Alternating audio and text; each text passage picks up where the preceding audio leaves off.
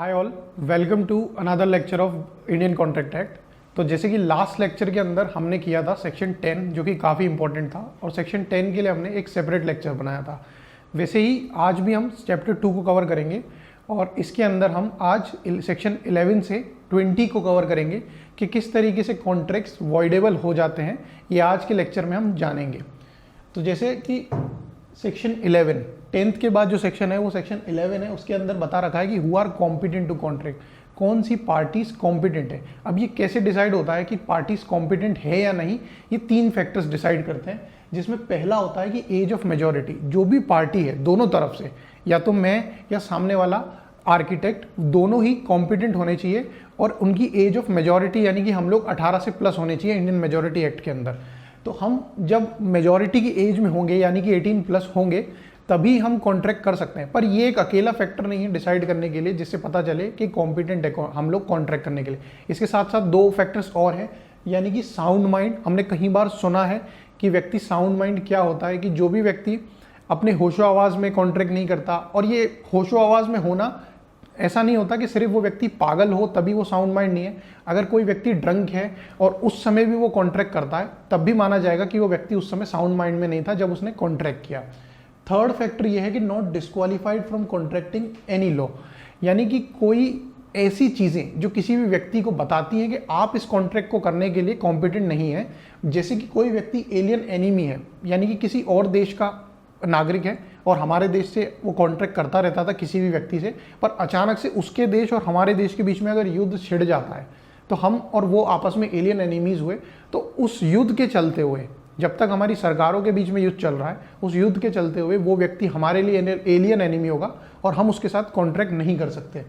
जैसे कि कोई व्यक्ति इंसॉल्वेंट है, कई बार बैंक में हम लोगों को पता चलता है कि कोई व्यक्ति लोन उठाता है, बड़ा बड़ा बिजनेस खोलता है और उसके बाद जब वो अपनी EMI यानी कि लोन की जो किस्तें होती हैं उसे चुका नहीं पाता, तब वो व्यक्ति के लिए बैंक उसे कई बार रिमाइंडर देने के बाद में उसे इंसॉल्वेंट डिक्लेयर कर देता है, यानी कि कुड़की निकाल देता है उसकी न्यूज़पेपर के अंदर कि इस व्यक्ति को बैंक फलाना फलाना बैंक इंसॉल्वेंट डिक्लेयर कर रहा है और आगे से कोई भी बैंक या कोई भी व्यक्ति ऐसे व्यक्ति को लोन ना दे, क्योंकि यहाँ पर भी इसने हमारा लोन नहीं चुकाया है। तो ऐसे व्यक्ति भी डिस्क्वालीफाइड होते हैं कॉन्ट्रैक्ट करने के अंदर। या फिर कोई कन्विक्ट्स जो जेल में है, जिनके ऊपर कोई प्रोसिक्यूशन चल रहा है या उनको अभी जेल में सज़ा दे दी गई है और अब वो जेल में सज़ा काट रहे हैं, तो ऐसे व्यक्ति भी कॉन्ट्रैक्ट्स नहीं कर सकते जब तक वो जेल में है।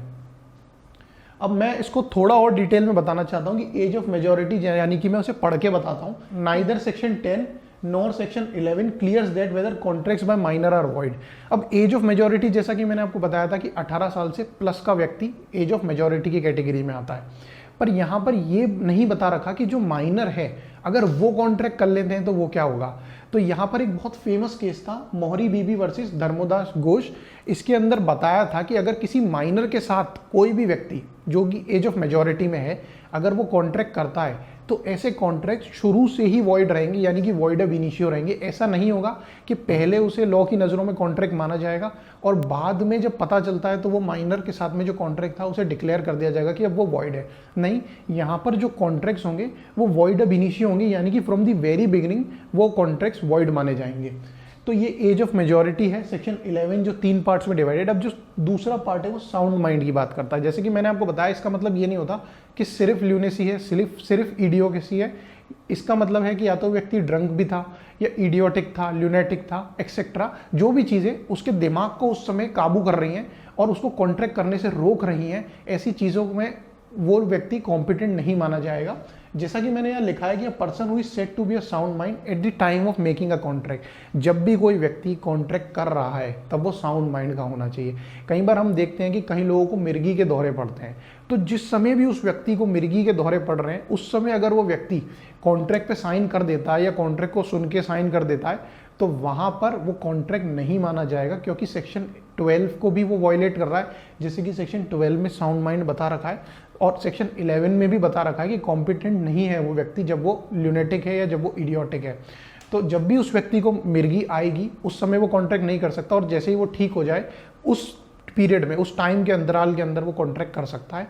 ये साउंड माइंड के बारे में बता रहा है। और सेक्शन ये जो थर्ड फैक्टर है ये बता रहा है कि not disqualified from contracting any law. अब ये क्यों है ऐसा लॉ, ऐसी चीज़ें हमारे कॉन्ट्रैक्ट एक्ट में क्यों डाली गई? क्योंकि जो व्यक्ति अनसाउंड है उसे ये नहीं पता कि उस कॉन्ट्रैक्ट के कॉन्सिक्वेंसेस क्या होंगे, जो उसने कॉन्ट्रैक्ट किया है वो किस बात पे उसने कॉन्ट्रैक्ट किया है, उस कॉन्ट्रैक्ट्स के एग्रीमेंट्स की कंडीशन क्या थी, ये सब उसे जब भी वो अनसाउंड है, जिस समय भी वो अनसाउंड है, उस समय जब वो कॉन्ट्रैक्ट कर रहा है तो उसे ये नहीं पता चलेगा कि ये कॉन्ट्रैक्ट में मैंने किस चीज़ पे साइन किया है। तो इस वजह से जो व्यक्ति साउंड माइंड का है, लॉ कहता है कि सिर्फ वही उसके लिए ही सही है कि वो कॉन्ट्रैक्ट करे और अनसाउंड माइंड वाले का कॉन्ट्रैक्ट वॉइड डिक्लेयर होगा। अब हमारा सेक्शन 13 है, जैसे कि सेक्शन 11 और 12 मैंने आपको बता दिया। अब सेक्शन 13 कंसेंट की बात करता है कि कंसेंट क्या है। अब कंसेंट हमने शुरू से अंत तक जब भी हम सेक्शन 13 कंसेंट की बात करता है कि कंसेंट क्या होता है। अब हमने कंसेंट शब्द को कई बार सुना है, पर लॉ की नज़रों में कंसेंट होता क्या है? तो यहाँ पर ये कहा है कि 2 or more persons are said to consent when they agree upon the same thing in same sense, कि मैंने जो चीज़ सामने वाले व्यक्ति को कही उसने उसी चीज़ को सुन के एग्री कर दिया। अब मैं किसी और चीज़ के बारे में बात कर रहा हूँ और सामने वाला व्यक्ति कोई और चीज़ सोच रहा है और हम दोनों के मन में अलग अलग चीज़ें हैं, पर हम सोच रहे हैं कि जो सामने वाला व्यक्ति है वो मेरी वाली बात सोच रहा है और वो सोच रहा है कि मैं उसकी वाली बात सोच रहा हूँ। अब इसको मैं एग्जाम्पल के थ्रू बताता हूँ कि मान लीजिए कि मैं कोई गाड़ी खरीदने जाता हूँ और मैं उस गाड़ी को सेकेंड हैंड कार मार्केट के अंदर खरीदने जाता हूँ और वहाँ पर उनके पास में एक जो गाड़ी है, फॉर एग्जांपल मारुति की रिट्स कार है, अगर वो कार उनके पास वहाँ खड़ी है तो मैं देखूंगा कि भाई इनके पास में गाड़ी खड़ी है और मैं सोचता हूँ कि मुझे ये गाड़ी खरीदनी है। वैसे ही जो सेल्समैन वहाँ पर आता है, मैं ओनर की बात नहीं कर रहा, सेल्समैन वहाँ पर आता है और वो मुझे कहता है कि जी सर ये गाड़ी हमारे पास जो खड़ी है ये आप खरीद सकते हैं, इसकी ये भी XYZ जो भी प्राइस है, मान लीजिए 2 लाख रुपए प्राइस है और मैं इस प्राइस के अंदर उस गाड़ी को खरीदना चाहता हूँ। तो यहाँ पर वो सेल्समैन मुझसे कॉन्ट्रैक्ट कर लेता है और मैं उस गाड़ी को खरीदने के लिए तैयार हो जाता हूँ। मैं अपने पार्ट का जो कंसिडरेशन होता है मैं उसका पैसा उनको दे देता हूँ और बाद में उस सेल्समैन का मुझे फ़ोन आता है कि सर जब हम ये कॉन्ट्रैक्ट कर रहे थे उस समय ये गाड़ी मेरे ओनर ने किसी और व्यक्ति को बेच दी थी। ये बात उस सेल्समैन को उस टाइम पता नहीं थी, पर हम दोनों वहाँ पर एक चीज़ के ऊपर कॉन्ट्रैक्ट कर रहे थे, पर जो सब्सटेंस था, जो मटेरियल चीज़ थी उस कॉन्ट्रैक्ट की, वही उस समय वहाँ पर नहीं थी। हालांकि वो हमें दिख रही थी पर वो चीज़ हमारे सामने थी, पर वो चीज़ थी नहीं, क्योंकि ओनर ने उसे मेरे आने से पहले ही किसी और को बेच दिया था और जिसे बेचा था वो वहाँ पर उस समय डिलीवरी लेने के लिए नहीं आया था, इसीलिए वो गाड़ी वहाँ खड़ी थी और ये बात उस सेल्समैन को ही पता नहीं थी। तो ये बात होती है कि 2 or more persons are said to consent when they agree upon the same thing in same sense. हम दोनों एक ही चीज़ के ऊपर एग्री हुए, ये कंसेंट हम दोनों ने आपस में एक दूसरे को दिया था। पर ये जो चीज़ मैंने आपको बताया कि वो गाड़ी उस समय वहाँ बेच दी गई थी, मैं आगे बताऊंगा कि किस तरीके से ये मिस्टेक ऑफ फैक्ट के अंदर आ जाता है। अब कंसेंसस एड इडम एक लैटिन मैक्सिम है, इसका मतलब यही होता है कि मीटिंग ऑफ माइंड्स, कि बेचने वाले का और खरीदने वाले के मीटिंग्स ऑफ माइंड्स होने चाहिए, यानी कि सेम चीज़ के ऊपर बात होनी चाहिए और वो चीज़ उस समय वहाँ एग्जिस्ट भी करनी चाहिए। ऐसा नहीं कि कोई फ्यूचर में हम किसी चीज़ के बारे में बात कर रहे हैं जो अभी तक एग्जिस्ट नहीं करती। अब इसके लिए केस है रफेल्स वर्सेस वेशलहॉस। अब इसको किस तरीके से प्रोनाउंस करेंगे वो आप अपने आप देख लीजिएगा। इसमें ये बताया कि ए एंड बी आपस में कॉन्ट्रैक्ट करते हैं 125 बेल्स ऑफ कॉटन के लिए, जो कि बॉम्बे से आ रही थी एक शिप के थ्रू, जिस शिप का नाम था पियरलेस। अब ये जो दोनों शिप्स थी, यहाँ पर ऐसा बताया गया है कि उस जो शिप से कॉन्ट्रैक्ट आ रहा था वो पियरलेस नाम की शिप थी। अब यहाँ पे 2 शिप थी, ए ने कुछ और शिप के बारे में सोच रखा था जब उसने कॉन्ट्रैक्ट किया था, और बी ने जब कॉन्ट्रैक्ट किया था तो उसकी नज़र में थी कि किसी और दूसरी शिप से कॉटन आ रही है जो कि 125 बेल्स ऑफ कॉटन है। तो यहाँ पर जो दोनों चीज़ें थी वो अलग अलग थी। तो यहाँ पर मीटिंग ऑफ माइंड्स नहीं हुआ था क्योंकि जो चीज़ें थी दोनों के दिमाग में वो अलग थी। तो इसीलिए बताया था कि A and B were not at ad idem and so the agreement was void. जो एग्रीमेंट उन्होंने किया था 125 बॉल्स ऑफ कॉटन का, वो वॉइड था। अब हम आते हैं बहुत इंपॉर्टेंट सेक्शन के ऊपर, सेक्शन 14। सेक्शन 13 सिर्फ कंसेंट की डेफिनेशन बताता है, सेक्शन 14 बताता है कि फ्री कंसेंट क्या होता है। तो 13 के बाद अब जो आ रहा है वो सेक्शन 14 है, बहुत इंपॉर्टेंट है। एक डायग्राम मैंने बना रखा है यहाँ पे और कीवर्ड्स लिख रखे हैं CUFMM।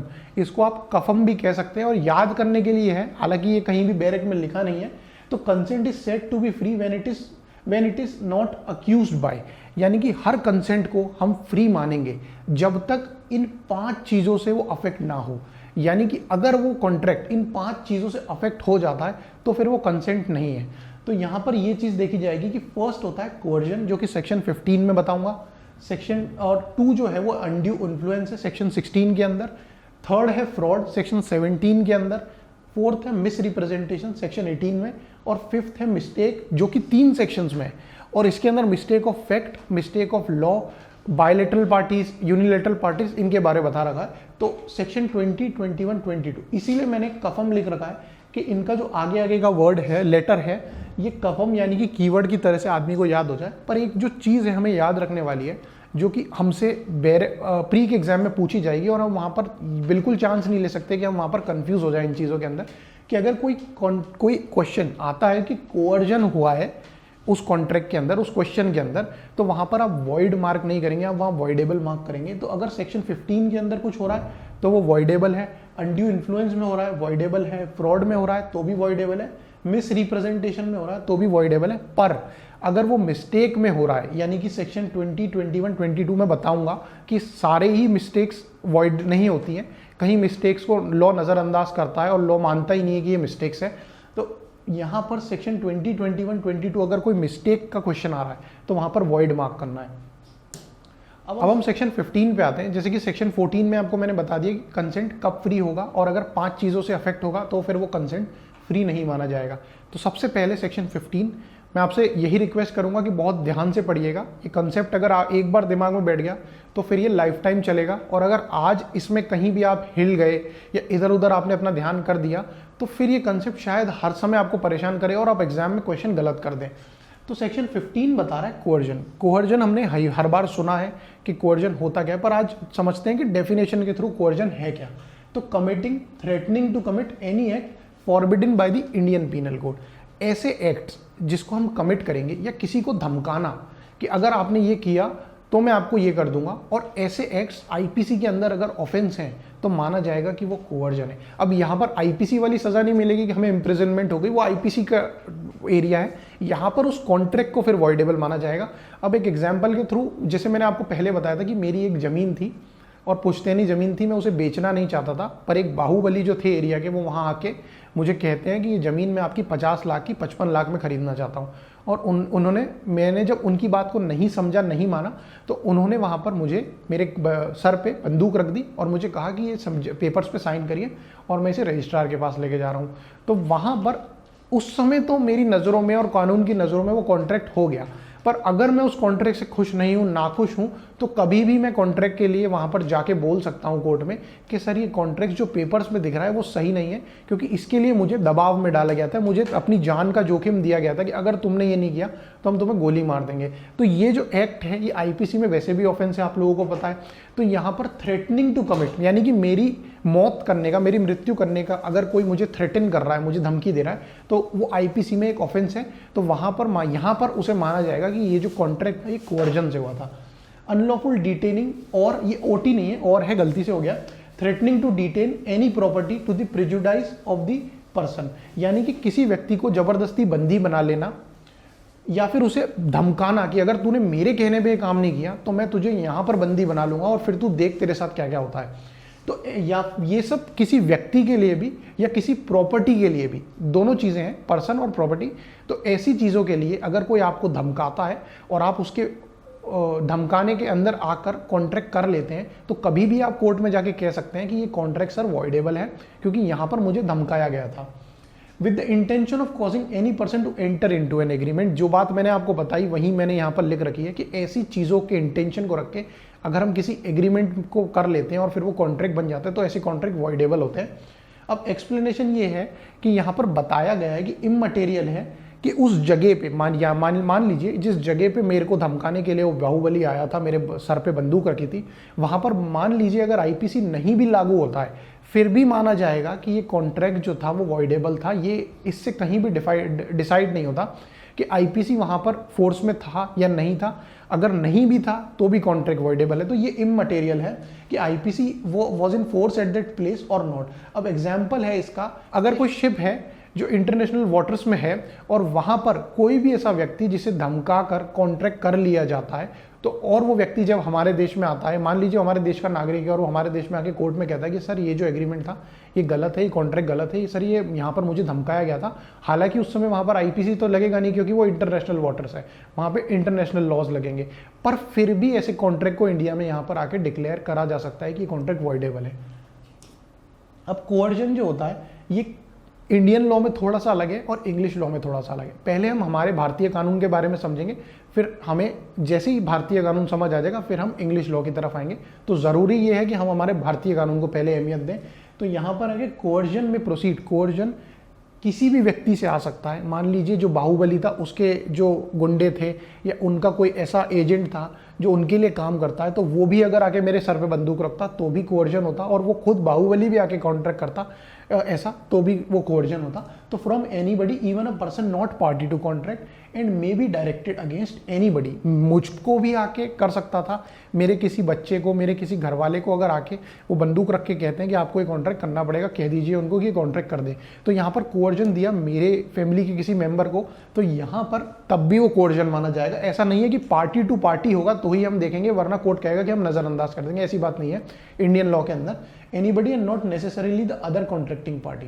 But in English law में जैसा मैं बताता हूँ कि सिर्फ पार्टी से कोअर्जन होना चाहिए, यानी कि वो बाहुबली खुद आना चाहिए और मुझे मेरे सर पे बंदूक रखेगा, तभी वो माना जाएगा कि कोअर्जन है। ठीक है, अब इससे मैं उम्मीद करता हूं कि सेक्शन 15 का कोअर्जन आपको समझ आ गया होगा। अब इसके जो इफेक्ट्स हैं, यानी कि जो सेक्शन 15 है, सेक्शन 16 है, सेक्शन 17 है और सेक्शन 18 है, इन सबके जो इफेक्ट्स हैं वो 19 और 19A में है। अभी तक मैंने ये सब अपनी डेफिनेशन बता रहे हैं कि सेक्शन 15 कोअर्जन के बारे में करता है। अगर कोअर्जन हो जाता है तो इसके इफेक्ट्स क्या होंगे ये सेक्शन 19 बताता है। तो मैं यहाँ से जंप करके सेक्शन 19 पे आता हूँ और फिर से हम सेक्शन 16 पे आएंगे फ्रॉड को अनड्यू इन्फ्लुएंस को समझने के लिए। तो यहाँ पर समझिए कि सेक्शन 19 बता रहा है कि अगर किसी कॉन्ट्रैक्ट में कोअर्जन हो गया तो अब इसके इफेक्ट्स क्या होंगे। तो इसके लिए एक और सेक्शन है हमारे इंडियन कॉन्ट्रैक्ट एक्ट में कि ऐसे एग्रीमेंट्स वॉइडेबल होंगे, किसकी ऑप्शन पे होंगे, यानी कि मेरे ऑप्शन पे होंगे, क्योंकि कोअर्जन में मुझे कोअर्जन किया गया, मैंने तो बाहुबली को कोअर्जन किया नहीं था कि आप बंदूक पे गोली मत चलाइए, मैं चलाऊंगा आपके ऊपर, तो ऐसी बात तो हुई नहीं थी। तो यहाँ पर उन्होंने मेरे सर पे बंदूक रखी थी, तो यहाँ पर मेरे ऑप्शन पे, यानी कि मेरी तरफ से मैं कभी भी कोर्ट में जा सकता हूँ और बोल सकता हूँ कि सर ये कॉन्ट्रैक्ट वॉइडेबल है। तो at the option of the party whose consent was so cause, तो मेरा जो कंसेंट था वो कोअर्जन से आया था। अब सेक्शन 72 और सेक्शन 64 को जब भी आप मेंस का आंसर लिखें तो रीड विथ करके हमेशा लिख दीजिएगा कि सेक्शन 72 और सेक्शन 64। सेक्शन 72 कोअर्जन और मिस्टेक के बारे में बात कर रहा है, वैसे ही सेक्शन 64 इन सारी चीज़ों के बारे में बात कर रहा है, जैसे कि coercion, undue influence, misrepresentation etcetera. तो अभी हम सिर्फ छोटा छोटा मैं आपको बता रहा हूँ कि जब भी आंसर आए तो 72 और 64 को दोनों को आप लिखिएगा, और उसके बाद में जब ये पार्ट हम आगे कवर करेंगे तब हम बताएंगे कि 72 और 64 क्या कहते हैं।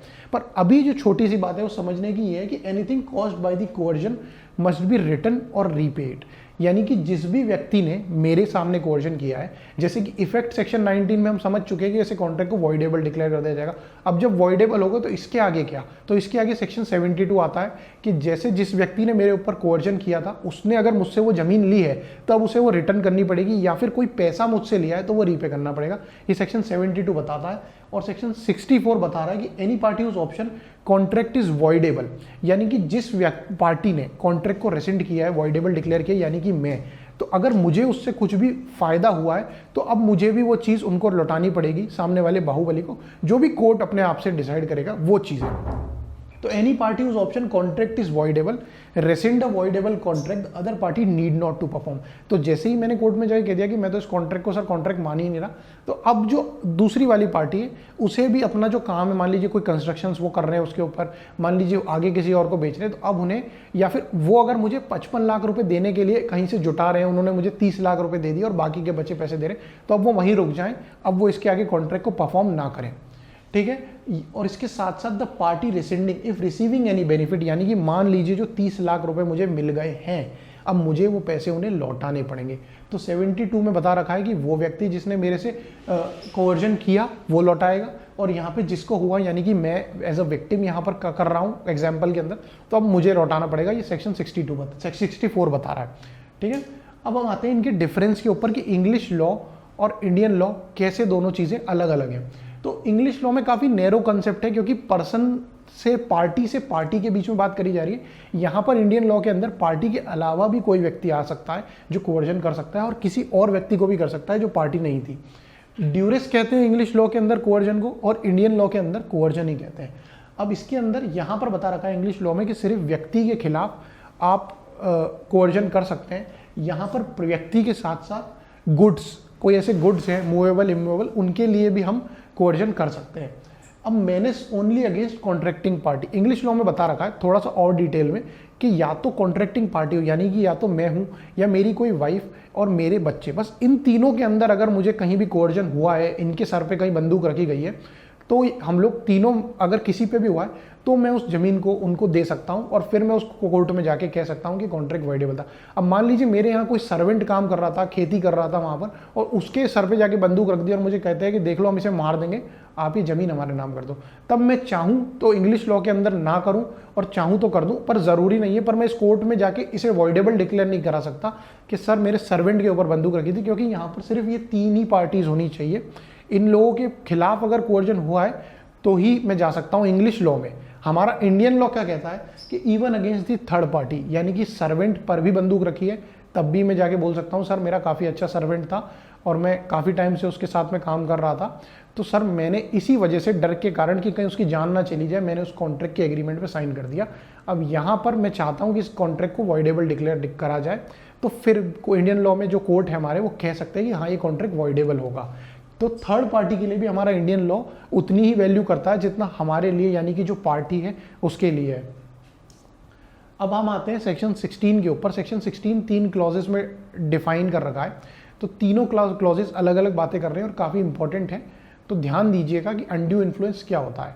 तो अनड्यू इन्फ्लुएंस सबसे पहला जो हमारा क्लॉज 1 है वो मैंने बताया, वो पूरी इस स्लाइड के अंदर है। बता रखा है कि relation between parties, one person in position to dominate the will of the other, यानी कि कोई ऐसा व्यक्ति जो मेरी इच्छा को डोमिनेट कर सकता है, वो व्यक्ति अगर मुझे कुछ कहेगा कि आप इस पेपर पे साइन कर दीजिए और मैं कर देता हूं, तो ये एक अनड्यू इन्फ्लुएंस का कॉन्ट्रैक्ट होगा, एग्रीमेंट होगा। Use of such position to obtain an unfair advantage, और वो व्यक्ति उस पोजीशन को यूज करके एक अनफेयर एडवांटेज ले रहा है मेरा। मान लीजिए मेरी कोई जमीन थी और उसको वो व्यक्ति कहता है, मैं जिस भी ऑफिस में काम करता था, कि देख तू इस जमीन का क्या करेगा, यहाँ पर बहुत सारे बाहुबली रहते हैं, तू खेती नहीं कर पाएगा, तू एक काम कर, ये 50 लाख की जमीन है, मैं तेरे लिए ये जमीन 20 लाख में खरीद लेता हूँ, तू इस जमीन को मुझे दे दे। क्या करेगा तू किसी और शहर से आया हुआ है, तुझसे यहाँ के बाहुबली टैकल नहीं होंगे, तू एक काम कर, इस जमीन को मुझे दे दे। तो ये जो जमीन थी 50 लाख की, अब वो व्यक्ति ने मुझसे 20 लाख में ले ली। वो एक ऐसी पोजीशन में था, मैं उसके वहाँ काम करता था कि वो मेरी विल को डोमिनेट कर सके और उसका एक अनफेयर एडवांटेज ले सके। तो ऐसे कॉन्ट्रैक्ट्स के अंदर मैं कोर्ट में जाऊँगा, कहूँगा कि सर ये contract voidable at the option of mind, कि मेरा कंसेंट जो था वो इस तरीके से लिया गया था अनड्यू इन्फ्लुएंस में, जब भी मुझे समझ आती है। तो इसमें बता रखा है कि ये सर्टल स्पीशी है फ्रॉड की, कि कहे तो लग तो ये फ्रॉड ही रहा है, पर ये पूरी तरीके से फ्रॉड नहीं है। मास्टरी ओवर वंस माइंड, मैंने शॉर्ट टाइटल्स में बता रखा है कि किसी के दिमाग पे काबू कर लेना, मास्टरी ओवर वंस माइंड।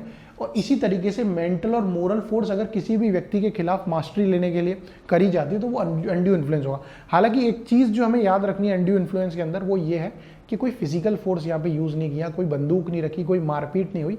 तो यहाँ पर कोवर्जन से इसीलिए अलग है कि कोवर्जन में फिजिकल फोर्स यूज़ किया जाता है, अनड्यू इन्फ्लुएंस में ऐसी कोई भी बात नहीं होती। अब अनड्यू इन्फ्लुएंस का सेक्शन 16 है, क्लॉज 2 पे आते हैं कि क्लॉज 2 क्या कह रहा है कि person deemed to be in the position the will of the another, और वो रियल और अपेरेंट अथॉरिटी रखता है सामने वाली पार्टी के ऊपर, और या फिर कोई फिड्यूशरी रिलेशनशिप। अब फिड्यूशरी रिलेशनशिप क्या होती है, या तो वो लव की रिलेशनशिप हो, रिस्पेक्ट की रिलेशनशिप हो, ऐसी रिलेशनशिप जैसे कि कोई वकील और क्लाइंट की रिलेशनशिप होती है, कि कोई वकील के पास में ऐसा केस आता है और वकील कहता है कि आप छोड़ो ये ज़मीन जो आप केस के लिए लेके आओ, ये ज़मीन आप मुझे ही 20 लाख में बेच दो। तो ये फिड्यूशरी रिलेशनशिप है, मैं उन पर भरोसा करता हूँ। अब यहाँ पर बहुत सारे एग्जाम्पल्स मैंने दिए हैं कि सॉलिसिटर क्लाइंट, जो कि मैं आपको बता रहा हूँ, ट्रस्टी बेनिफिशियरी, स्पिरिचुअल एडवाइज़र, यानी कि आजकल जैसे कई सारे बाबा होते हैं, और हमने पहले भी केसेस देख रखे हैं, कई सारे बाबा जिस तरीके से जेल में है वो यही करते थे कि प्रॉपर्टीज़ जो होती थी लोगों के पास में, यानी कि कोई गुड्स होते थे, कोई सोना होता था, कोई ज़मीन होती थी, कोई खेत होता था, तो उन्हें समझाते थे कि बच्चे इस ज़मीन को मेरे लिए कर दे और तेरा जो भी काम है वो हो जाएगा, तू इस ज़मीन को यहाँ ट्रस्ट में डोनेट कर दे और तेरा जो भी रुका हुआ काम है वो हो जाएगा। तो इस तरीके से अगर आपको कोई अनड्यू इन्फ्लुएंस करके, क्योंकि हम उन बाबा की भक्ति में इस तरीके से लीन होते थे कि वो जो कहते थे हमें लगता था कि यही सच है और यही रचयिता है सृष्टि के, तो ये एक दूत है भगवान के, जो ये कह रहे हैं वो भगवान का ही बोली है, जो भगवान हमें नहीं कह पा रहे वो इनके थ्रू हमें कहा जा रहा है। तो जो लोग इन बातों में बिलीव कर लेते हैं तो फिर उनकी लाइफ में हमेशा पीछे आते रहते हैं, वो कभी भी आगे नहीं जाते।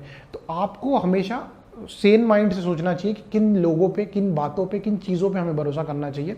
तो इसी तरीके से कई लोग इनके ट्रैप में फंस जाते हैं, और जब भी ऐसे स्पिरिचुअल एडवाइजर्स की ट्रैप में आप लोग फंसते हैं और वो लोग आपको ऐसी कोई बात कहते हैं कि देखिए जो काम आपका रुका है वो ज़रूर हो जाएगा, पर आपको इसके लिए ये करना पड़ेगा, तो जो ये करना है यानी कि कोई ज़मीन, कोई प्रॉपर्टी, जो गाड़ी आप लाए वो यहीं छोड़ दीजिए, तो ऐसी चीज़ों के लिए आप कॉन्ट्रैक्ट के अंदर कोर्ट में जा सकते हैं कि सर ये जो कॉन्ट्रैक्ट था उस समय मेरा दिमाग मेरी अवस्था में नहीं था, और ये जो कॉन्ट्रैक्ट है सर ये अनड्यू इन्फ्लुएंस से हुआ था और ये वॉइडेबल है कोर्ट के अंदर।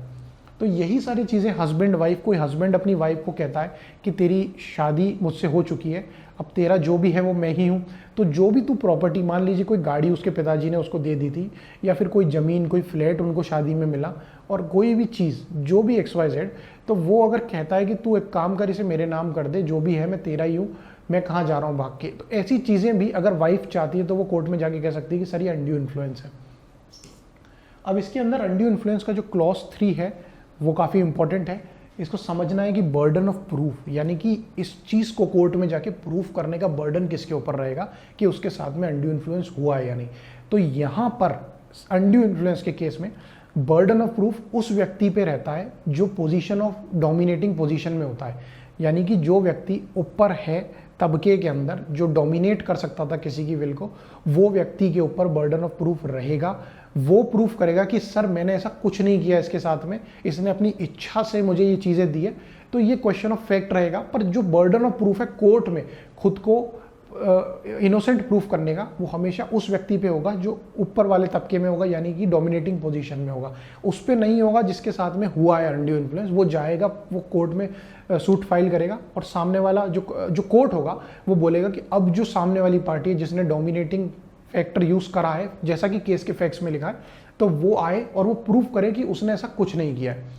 तो यही चीज़ मैंने यहाँ पर लिख रखी है। अब अनकॉन्शनेबल गेन्स के बारे में बता रखा है कि unconscionable gains terms of agreements are unreasonable in favour of one party. तो कोर्ट देखता है ऐसे केसेस के अंदर कि ऐसा कोई गेन, यानी कि जो 50 लाख की ज़मीन थी वो 20 लाख में कोई क्यों बेच देगा। तो ऐसे गेन्स जो किसी भी व्यक्ति को हुए, कोर्ट वहाँ पर नज़र रखता है।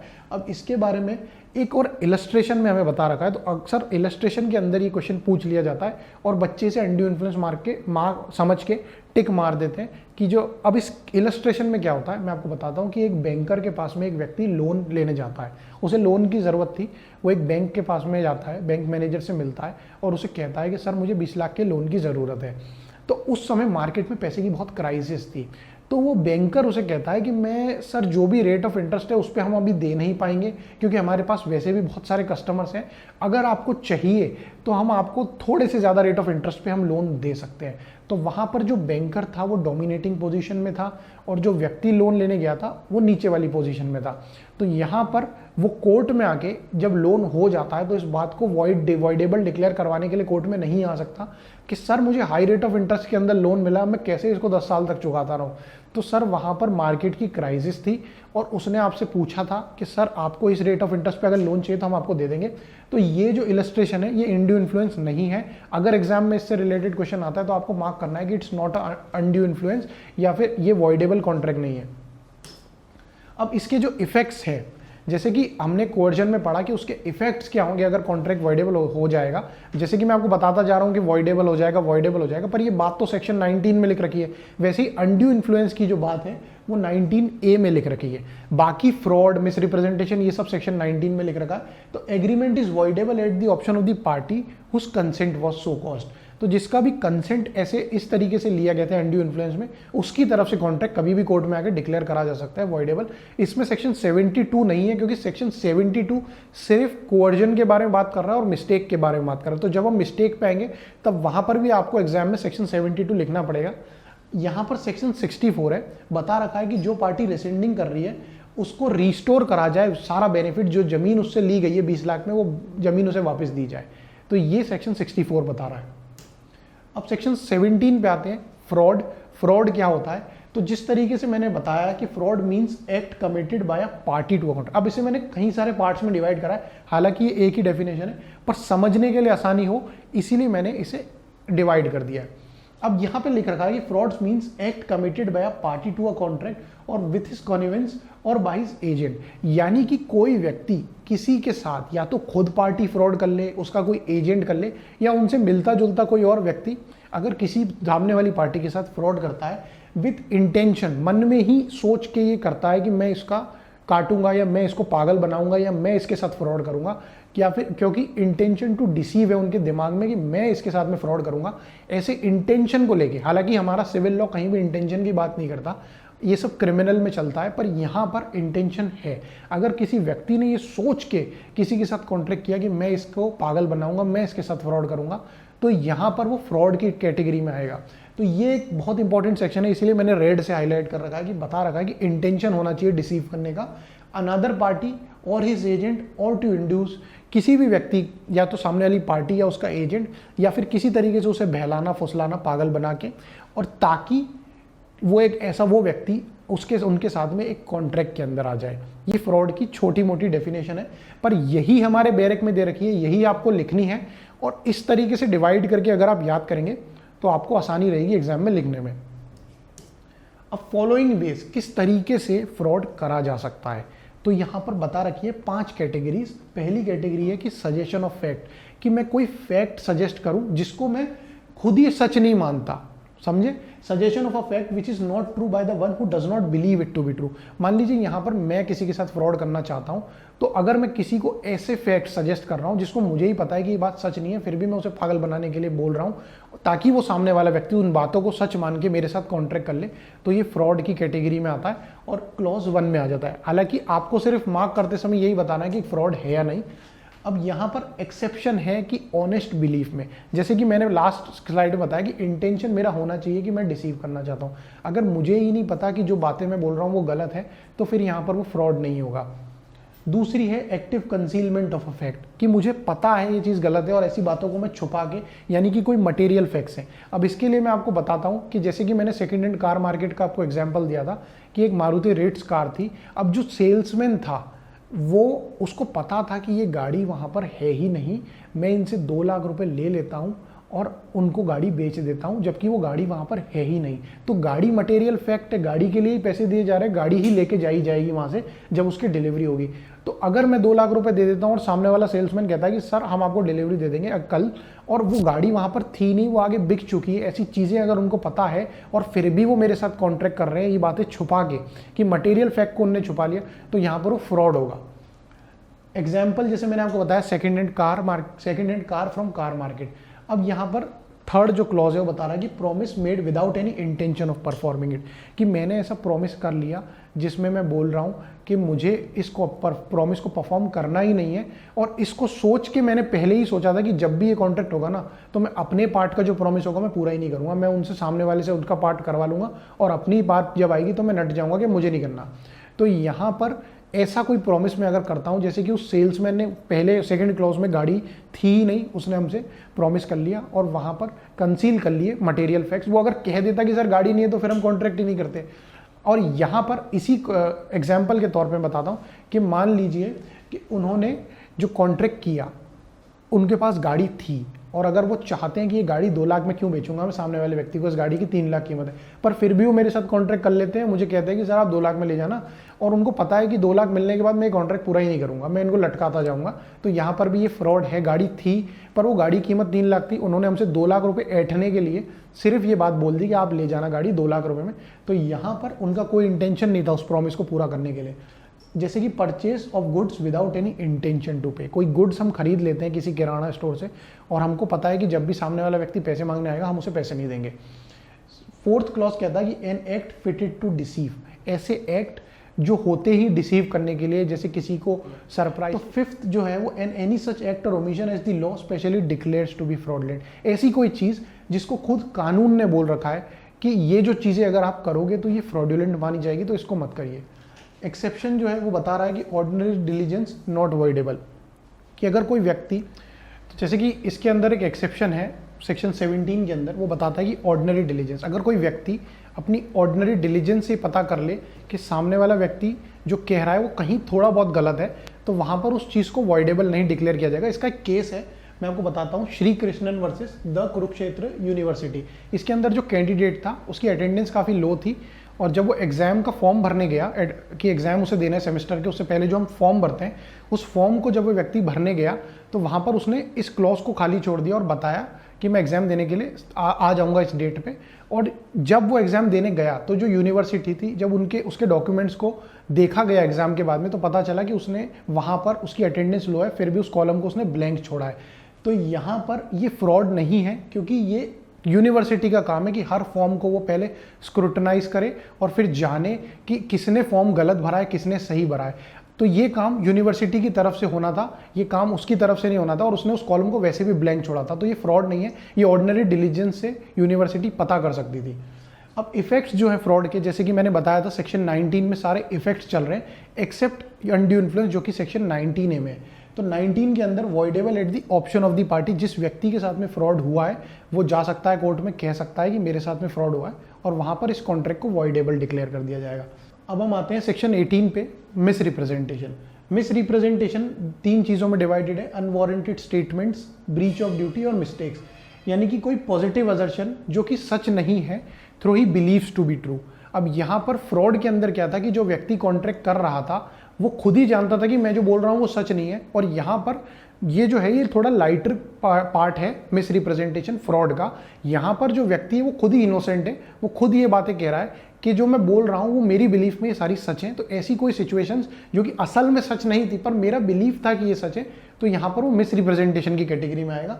और ब्रीच ऑफ एनी ड्यूटी, कि without an intent to deceive, fraud का बिल्कुल अपोजिट चल रहा है यहाँ पर कि इंटेंशन नहीं था डिसीव करने का, गेन करने का, एडवांटेज का, to the person committing it or anyone claiming it by misleading. ठीक है, तो जिस तरीके से यहाँ पर बता रखा है कि इंटेंशन नहीं था कि मैं सामने वाले व्यक्ति को डिसीव करूं या फिर मैं उसके ऊपर कोई एडवांटेज लूं जिस तरीके से सामने वाले को लॉस हो और मेरा फायदा हो, तो दो यहाँ पर जो पार्टी थी वो इनोसेंट थी।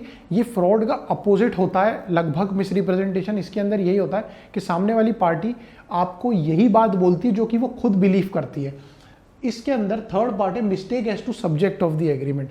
तो किसी एग्रीमेंट का जो सब्जेक्ट है उसके लिए अगर मिस्टेक है उस पार्टी के दिमाग में तो भी वो माना जाएगा, क्योंकि वो बिलीव कर रहा है कि ऐसी कोई चीज़ एग्जिस्ट करती है पर असल में वो नहीं कर रही। तो यहाँ पर दिमाग में उनके चल रहा है कि ऐसी कोई चीज़ है, तो ये भी एक मिस्टेक है जो कि एग्रीमेंट का सब्जेक्ट है, मेन पार्ट है। तो यहाँ पर ये जो चीज़ है ये मिस रिप्रेजेंटेशन होती है।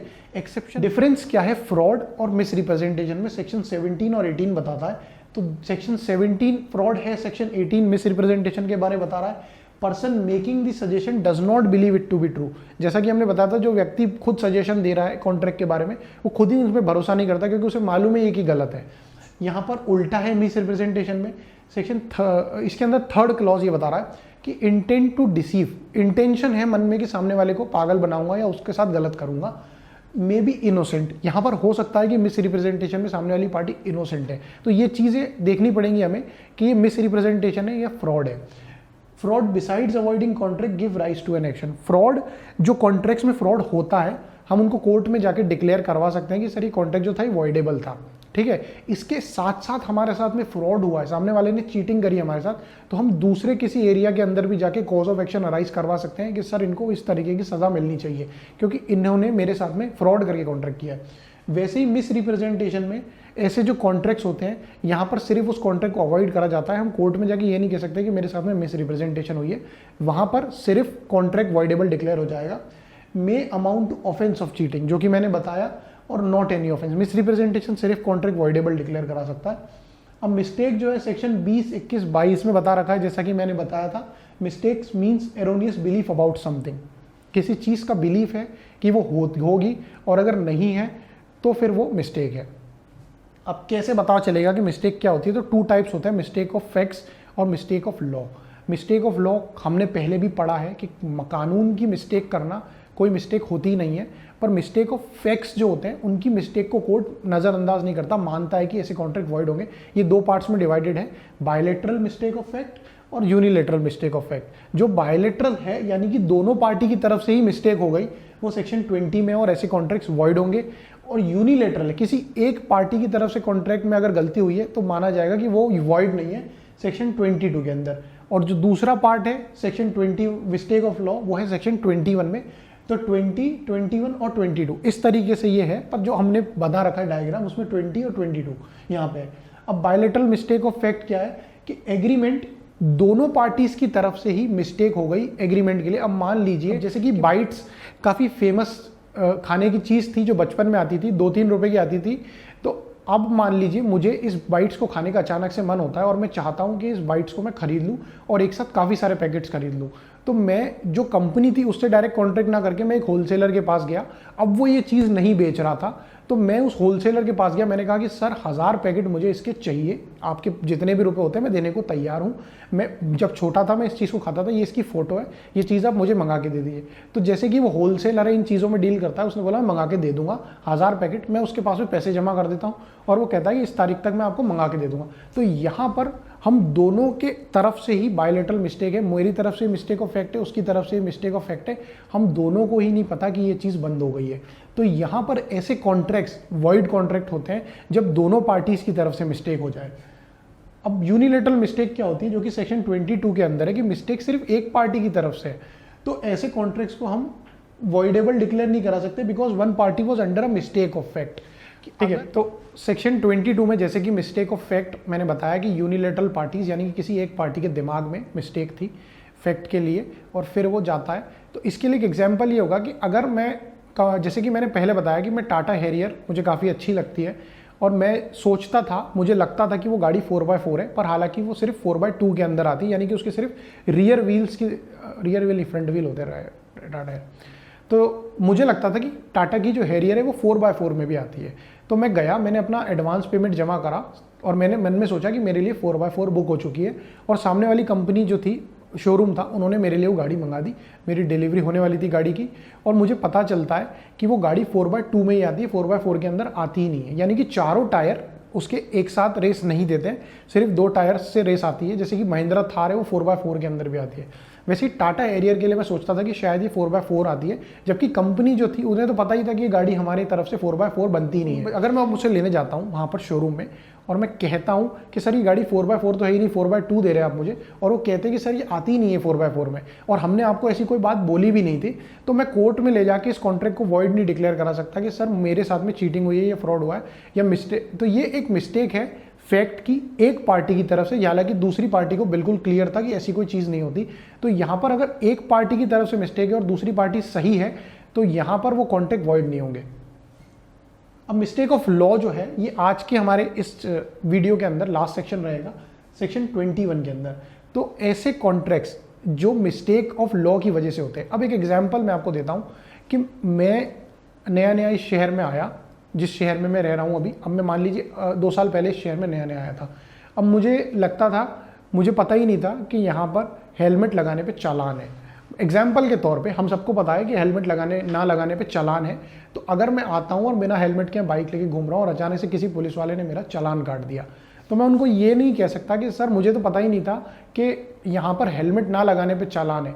तो लॉ कोर्ट ये प्रिज्यूम करता है कि जो भी लॉज है हमारी कंट्री के अंदर, हर व्यक्ति को वो लॉ पता होने चाहिए। उन्हें कोई आके घर पे ये बताएगा नहीं कि ये लॉ है इस सोसाइटी के, आपको इन्हें फॉलो करना है।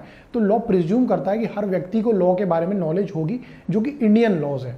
इंटरनेशनल लॉज के बारे में ऐसी कोई भी बात नहीं है। तो यहाँ जो सेक्शन 21 है ये 2 पार्ट्स में डिवाइडेड है, mistake of law in force in India और मिस्टेक ऑफ फॉरेन लॉ। तो जो law in force in India है, अगर मैं उनके लिए कोर्ट में जाकर कहता हूं कि सर मैं चालान नहीं भरूंगा हेलमेट का, मुझे पता ही नहीं था कि हेलमेट ना लगाने पे चालान है, तो ऐसे कॉन्ट्रैक्ट्स को कोर्ट डिक्लेयर नहीं करेगा वॉइड, क्योंकि ये कोर्ट प्रिज्यूम करता है कि जो हमारे भारत के कानून है वो हर व्यक्ति को पता होने चाहिए। वो ये नहीं कह सकता कि मुझे इन चीज़ों के बारे में नॉलेज नहीं थी। पर फॉरेन लॉ का कंसेप्ट बिल्कुल अपोजिट है। यहाँ पर इसे मिस्टेक ऑफ फैक्ट की तरह ही ट्रीट करा जाएगा और यहाँ पर भी यही बात होनी चाहिए कि बायलेटरल मिस्टेक होनी चाहिए, यूनिलेटरल मिस्टेक नहीं होनी चाहिए।